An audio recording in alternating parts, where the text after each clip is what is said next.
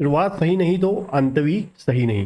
तो CMA inter group 1 का अगर आप दिसंबर 26 एग्जाम के लिए अपेयर हो रहे हैं तो किस तरीके से प्रिपरेशन करनी चाहिए, किस तरीके से स्टडी स्टार्ट करनी चाहिए, कितने सब्जेक्ट और कौन कौन से सब्जेक्ट डेली करने चाहिए, इस वीडियो में आपको बताने वाला हूं। जैसे कि आपको पता है सीएमए के ग्रुप 1 में 4 सब्जेक्ट हैं, 4 पेपर हैं। अब अगर हम बात करें, जो पेपर नंबर 5 है वो हमारा है business law and ethics. Paper number 6 है हमारा फाइनेंशियल अकाउंटिंग का। पेपर नंबर 7 जो है वो है हमारा डीटी एंड आईडीटी, मतलब डायरेक्ट और इनडायरेक्ट टैक्स। और पेपर नंबर 8 है कॉस्ट अकाउंटिंग का। कुल मिला के ये हमारे पास 4 सब्जेक्ट हैं।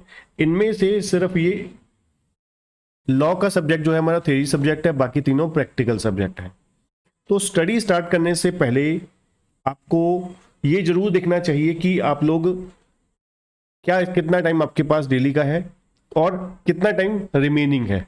ठीक है, जब हम वीडियो बना रहे हैं तो आपके पास कुछ दिन मई के पड़े हैं, ठीक है, और आगे 5 महीने, 5.5 महीने आप कह सकते हो, 5 महीने आपके पास आगे पड़े हैं दिसंबर एग्जाम के लिए। ठीक है, क्योंकि 10 दिसंबर को एग्जाम शुरू होते हैं, दिसंबर के जो अटेम्प्ट होती है। तो कुल मिला के देखा जाए तकरीबन आपके पास 6 महीने अप्रॉक्सीमेट हैं। 6 महीने में आपको रिवीजन भी करनी है और तैयारी भी करनी है।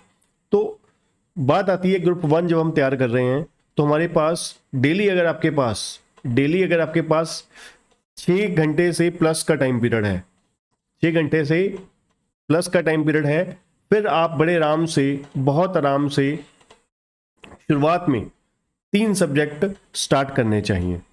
ठीक है, 2 सब्जेक्ट करेंगे तो बहुत ही अच्छी बात है, 2 सब्जेक्ट स्टार्ट करेंगे तो बहुत ही अच्छी बात है। ठीक है, बट अगर आप 6 से ज़्यादा है, मतलब आपके पास 7 घंटे दे सकते हो बड़े आराम से, तो फिर आप 3 भी बड़े अच्छे तरीके से कर सकते हो। ठीक है, जिनके पास कम टाइम पीरियड है, जिनके पास मतलब 3 से 4 घंटे से ज़्यादा वो मैक्सिमम नहीं दे सकते, वो सिर्फ और सिर्फ 2 सब्जेक्ट ही स्टार्ट करें। वो बच्चे सिर्फ और सिर्फ 2 सब्जेक्ट ही स्टार्ट करें। क्योंकि अब देखिए, आप लेक्चर देखने बैठे हैं, मान लीजिए लेक्चर किसके देखने बैठे हैं, केसीसी ट्यूटोरियल की। आपको बहुत ही अफोर्डेबल प्राइस पे सिर्फ 8999 में कंप्लीट ग्रुप 1 मिल जाएगा। आपको 8999 में ग्रुप 1 मिल जाएगा, बहुत ही हाई क्वालिटी लेक्चर के साथ, डाउट सेशन सपोर्ट के साथ, गाइडेंस प्रॉपर चैप्टर वाइज, और प्रॉपर चैप्टर वाइज अलग से एमसीक्यू बुकलेट के साथ आपको कंप्लीट पैकेज जो है वो सिर्फ 8999 में मिल जाएगा। ठीक है, तो अभी के लिए आपको ऑफर भी चल रहा है, डिस्काउंट ऑफर भी चल रहा है। ठीक है, डिस्क्रिप्शन में आपको उसका कूपन कोड भी मिल जाएगा।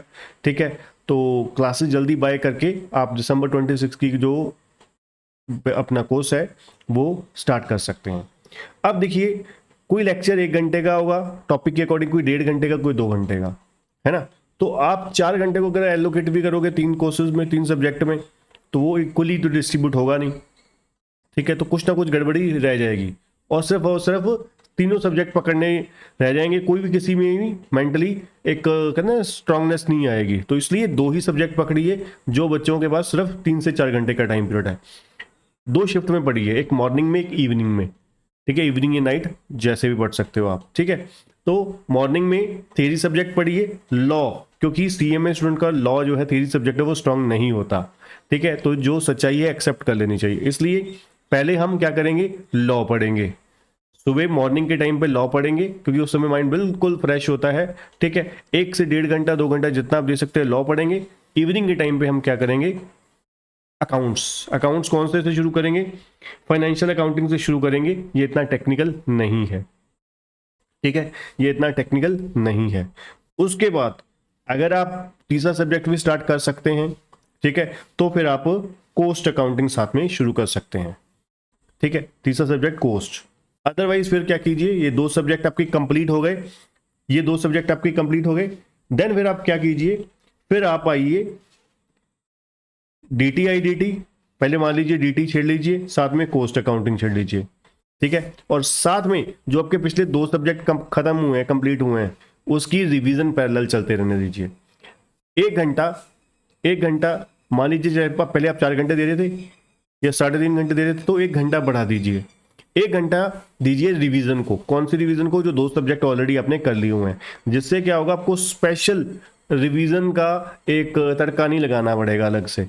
कि नॉर्मली बच्चे क्या करते हैं, पहले कोई सिलेबस खत्म कर लें हम, फिर उसके बाद हम क्या करेंगे, रिवीजन करेंगे। जिससे क्या होता है, जो पहले फर्स्ट अपने सब्जेक्ट किए वो आपको रिवीजन स्टेज तक आते आते बिल्कुल भूल गए।